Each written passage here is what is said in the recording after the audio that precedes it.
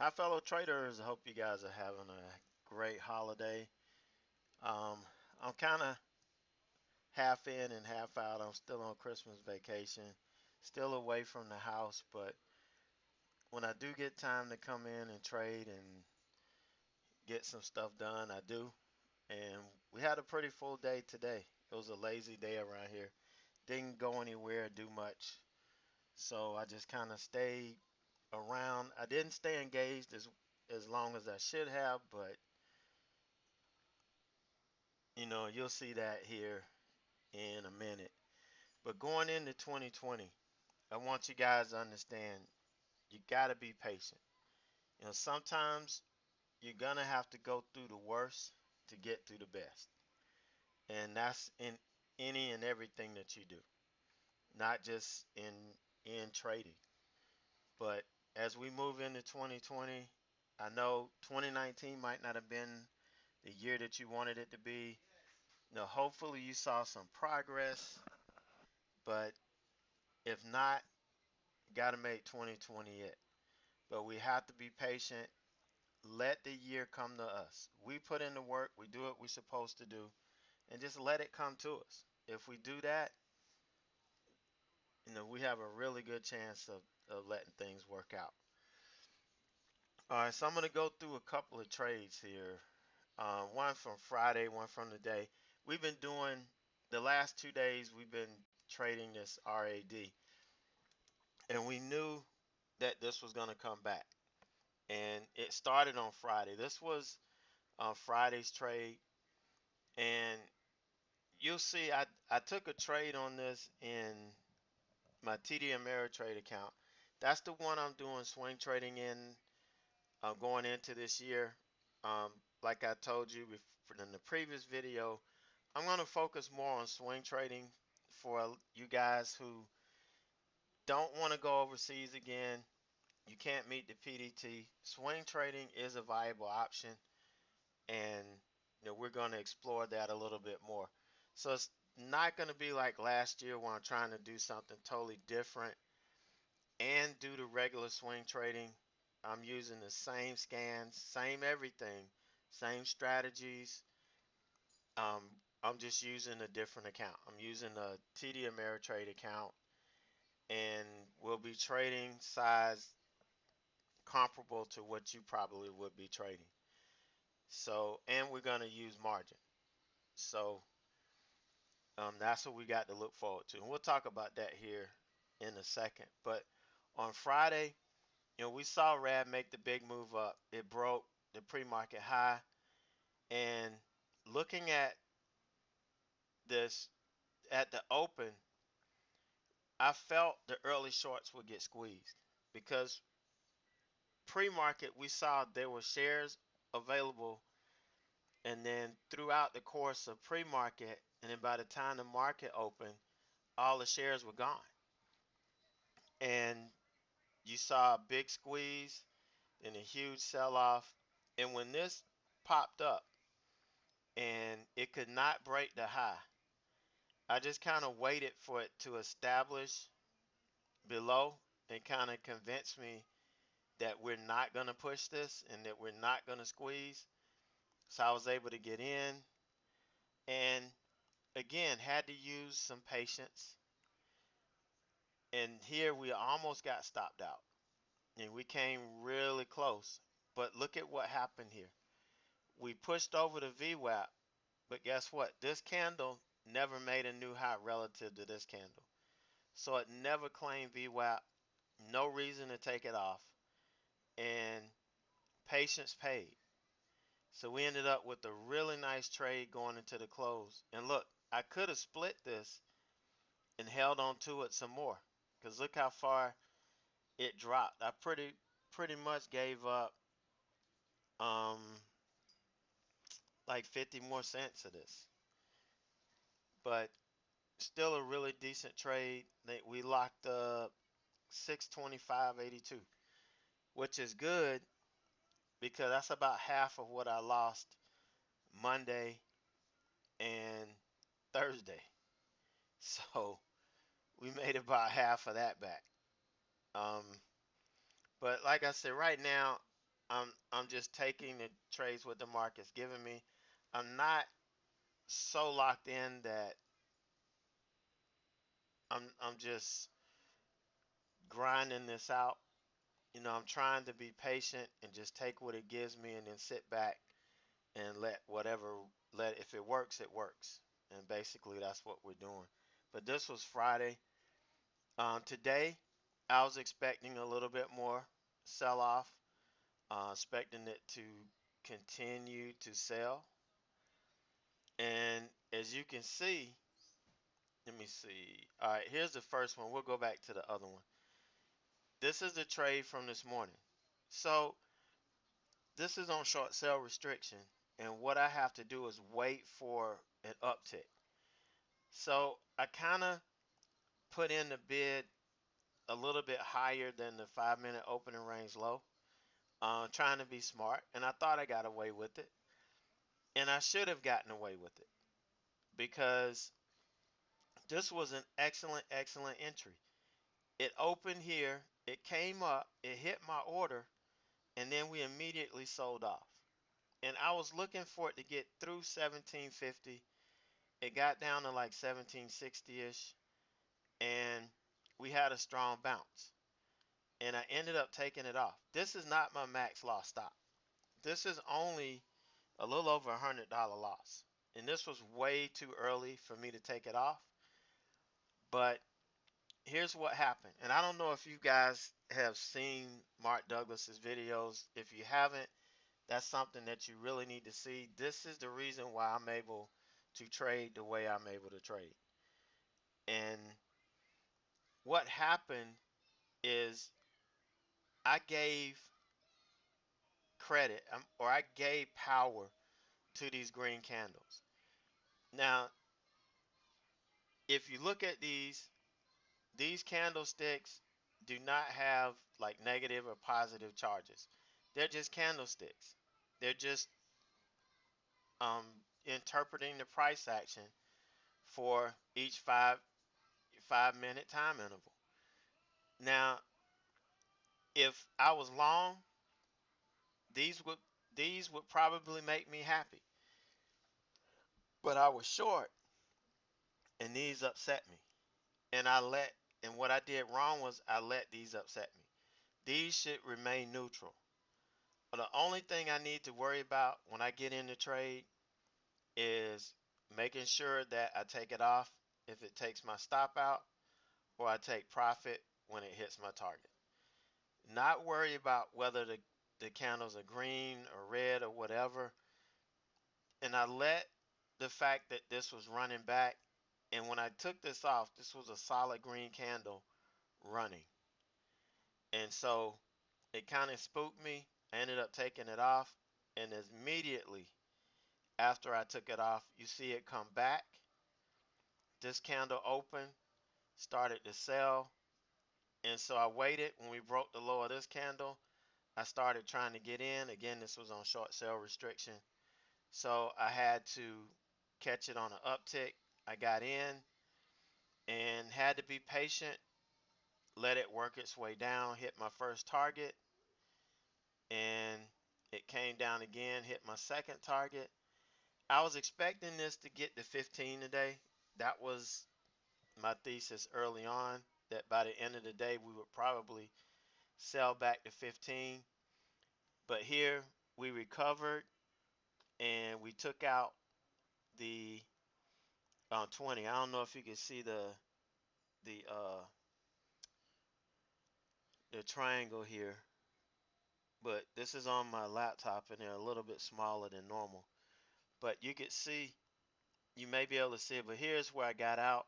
We claimed the 20, and I was like, yeah, that's a good out. And if I saw it tomorrow, I'd do the same thing. I wouldn't change a thing. So I felt pretty good about this, and we locked in 258.50. It probably would have been over a little over a $400 trade if I hadn't taken this loss. But I took it. I made the mistake. I understand what I did wrong.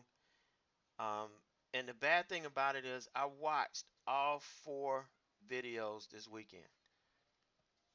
I've watched them like 15 times all the way through. This weekend, I took time and I watched. Well, actually, I listened to them as I was driving.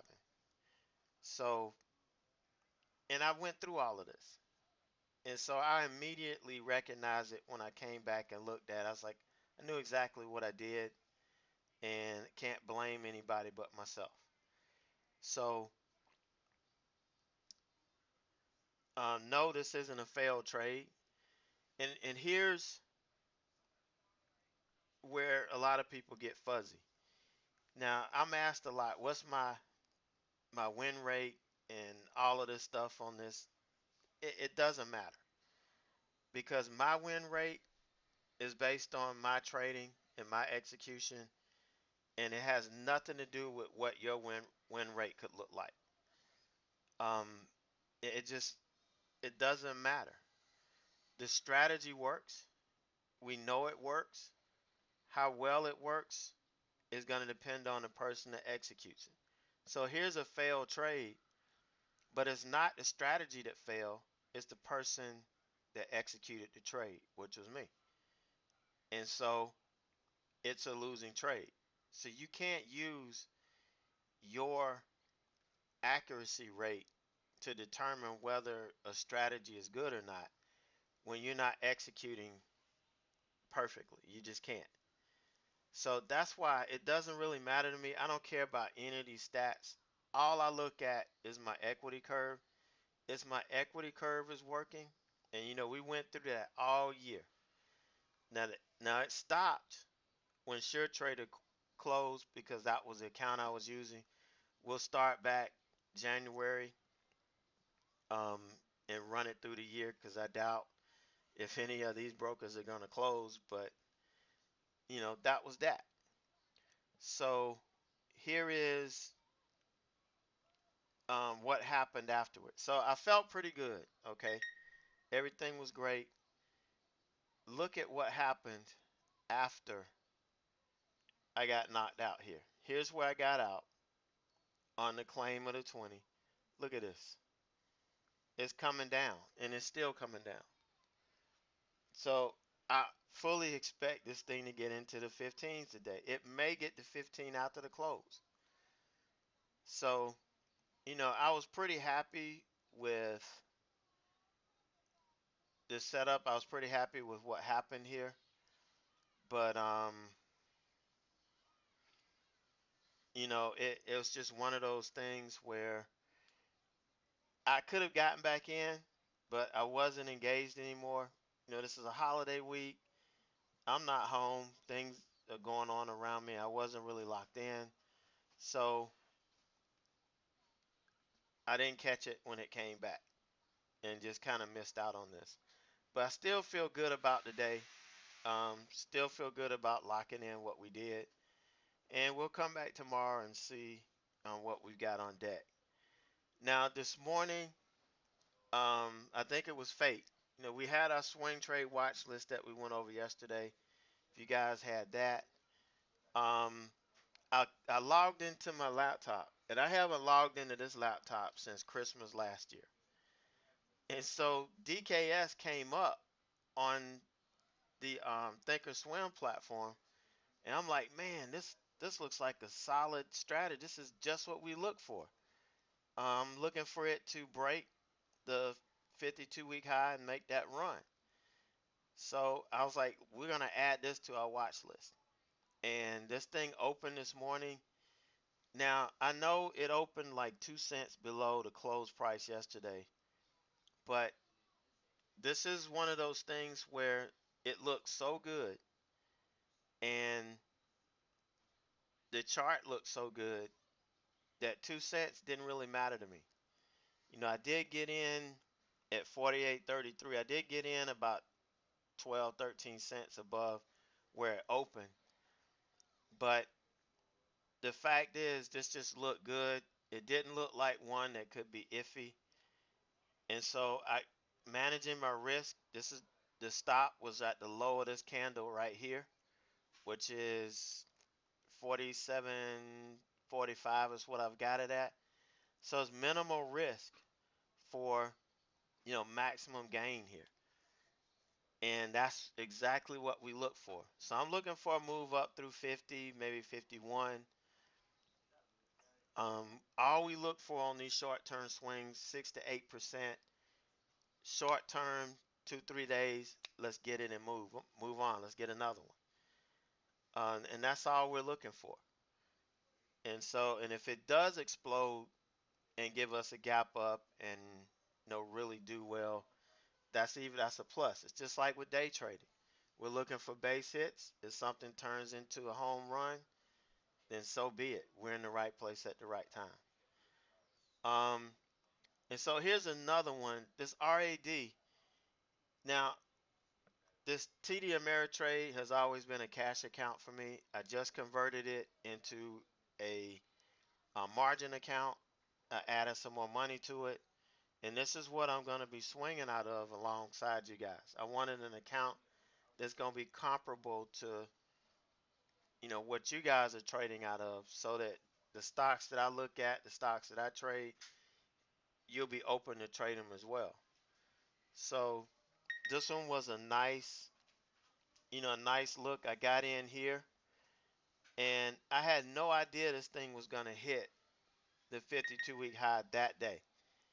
I mean, it ran up almost 4 points. And I was looking for it to do this over the course of 2 days, 2 or 3 days, but it took me all out after market. I didn't even realize it because I was driving. I actually got in before I left. I was just driving. Um, so a lot of times you're going to see this, and I brought this up because this is going to happen sometimes. You're going to get in a trade, and sometimes it takes off, and it may turn into a day trade. Now, this wasn't an intentional day trade. It actually turned into it. I would have loved to still have been in this and taken some profit up here through 23. I would have been stopped out coming back, but this wouldn't have been a day trade. This would have been a swing trade. It wouldn't have counted against my day trades and would have locked in over $1,000. I think this trade was almost 1,000, but we would have been over 1,000 if we had been on there. And this is just one day. Trading 500 shares of an $18 stock. That's all it was. But you're gonna see this. Some days it's gonna happen. Some days we're gonna get in, and it's gonna go down and stop us out. If it does, it counts as a day trade. We just have to be aware of that, and that's why I'm using this account, because a lot of you guys that want to swing trade, you don't have the 25K, and this is what we're gonna have to deal with. So that was that. Um, but again, I'll be in tomorrow, probably at least until 11, and maybe longer. Just depends on how lazy the day is. But I'll be back home, ready to rock and roll on Thursday. But everything starts from Monday. I know Thursday and Friday will just be 2 more days, but everything for me is starting on Monday. So we'll be tracking on starting from Monday. Today, I mean, these couple of days, it's not all fun and games. We are trying to make a couple bucks, but hey, it's the holidays. So you guys take it easy. Have a great rest of the week. If you don't hear from me anymore, you guys have a happy and prosperous New Year's Day. Stay safe, and I will talk to you guys on Thursday.